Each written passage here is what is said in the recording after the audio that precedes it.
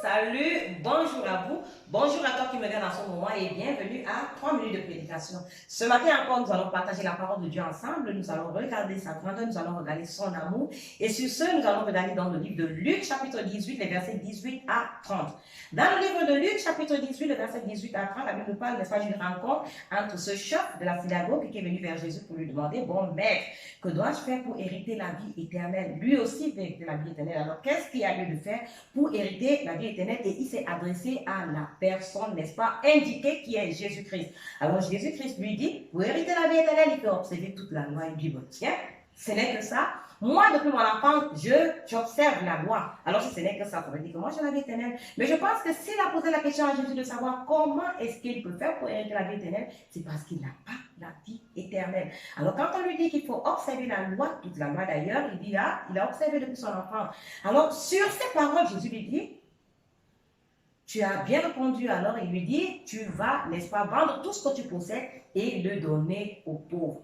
Va vendre tout ce que tu as et donne cela aux pauvres. N'est-ce pas, c'est bon de donner aux pauvres, nous aimons bien donner aux pauvres. Qui ici n'aime pas donner aux pauvres? On aime certainement pas donner aux riches parce que bon, le riche devient plus riche. Alors lorsque Jésus-Christ lui dit ces paroles, la Bible dit qu'il est devenu tout triste. Pourquoi il est devenu triste?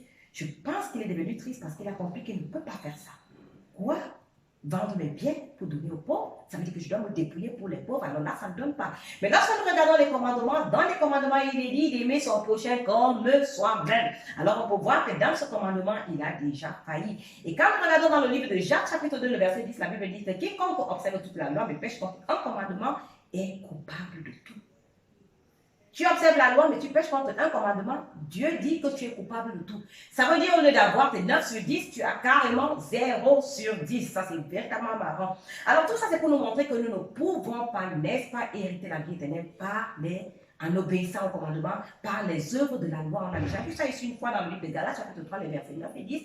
La Bible dit que par les œuvres de la loi, nous ne pouvons pas être justifiés. Alors, cet homme a rencontré Jésus-Christ qui est déjà la vie éternelle. Et lorsqu'il rencontre Jésus-Christ, qu'est-ce qui se passe? Au lieu d'obtenir la vie éternelle, qui est Jésus-Christ, je ne sais pas le genre de vie éternelle. Bon, comme nous tous on imagine la vie éternelle, on imagine la vie après. Mais Jésus-Christ dit qu'il est la vie. Alors, il a rencontré Jésus-Christ, ça veut dire qu'il était déjà devant la vie éternelle. Mais à cause de la loi, qu'est-ce qui s'est passé? Il y a eu cette séparation entre lui et Jésus-Christ. Parce qu'à la fin, on comprend que sa tristesse ne l'a pas permis, n'est-ce pas, de pouvoir écouter davantage et savoir ce qu'il y avait lieu de faire pour hériter la vie éternelle. Peut-être que toi aussi, tu es dans la situation de ce chef, de la synagogue, de ce chef, ce docteur de la loi, et que tu veux également hériter la vie éternelle et tu ne sais pas quoi faire. Laisse-moi déjà te dire que si c'est par la loi, c'est impossible. La vie éternelle ne se tient que 100% par la grâce. Et nous savons déjà tous que Jésus-Christ est venu afin de nous donner la vie et la vie en abondance. Et comment est-ce qu'il nous l'a donné? Au travers de sa mort et sa résurrection. Il est mort sur la croix pour tes péchés, son sang a coulé pour te rendre pur, saint, parfait, et il est ressuscité pour te donner, n'est-ce pas, l'affirmation que tu es, n'est-ce pas, un citoyen du ciel, que tu fais partir, n'est-ce pas, désormais des héritiers de la vie éternelle. Sur ce, je vous dis au revoir. Mais si vous avez des questions, si vous avez des préoccupations, si vous avez des commentaires, si vous avez, n'est-ce pas, même des critiques, n'hésitez pas de me les faire savoir en commentaire. Sur ce, je vous dis au revoir.